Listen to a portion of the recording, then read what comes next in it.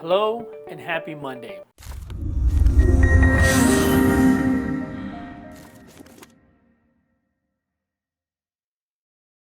The Fed is meeting again on July 27th and is expected to raise the Fed's fund rate up by 75 basis points or 0.75%. That would take the Fed's fund rate up to a total of 2.5%. This time last year, the Fed rate was only 2.5%. So in terms, 2.5% seems high to most because the Fed kept the rate down for a very, very long time. No administration wanted to raise the Fed's fund rate and take the chance of ruining the economy. It's not good politics.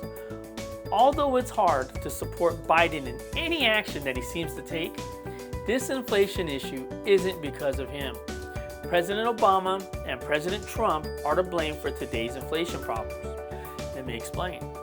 This is mainly because the Fed's fund rate should have been increased in the second term of Mr. President Obama's presidency, and 100% should have been raised during the Trump presidency.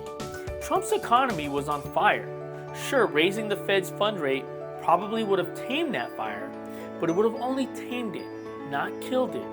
Instead, you have a president called the Fed stupid for raising the Fed fund rates, and everybody wants to keep their job, right? So the Fed obviously then relented. There goes politics for you. Now, inflation came in at 9.1% for the month of June. Do you remember back in May when I said that inflation was a lot higher than the 7% that they were claiming? They were also claiming inflation would be going down from there. Wrong again, Fed. Wrong again. Now, with supply lines coming back, I do believe everyday non-essentials or non-essential goods will be going down drastically over the coming months. My prediction is based off of what economists call the bullwhip effect. If you're a nerd like me, look up the bullwhip effect and see how it affects pricing of goods. However, food and housing are probably going to be high for the remainder of the year, regardless of what anybody does. The supply side for housing is coming in strong, and I read somewhere that 25% of all purchase contracts in Arizona were withdrawn or canceled for the month of June. Many people say it's because the mortgage payment is too high.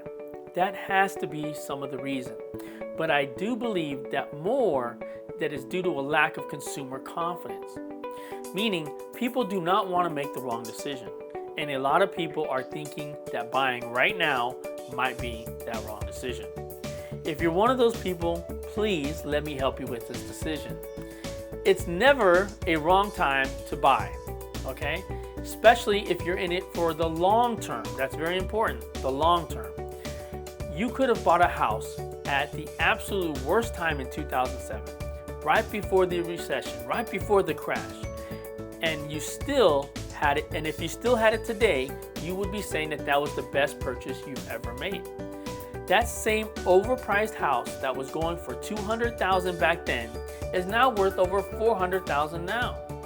If you're in it for the long term, then it's never a bad time to buy. That's all I got for you today. Please remember, life is not meant to be, it's meant to create. Too strong.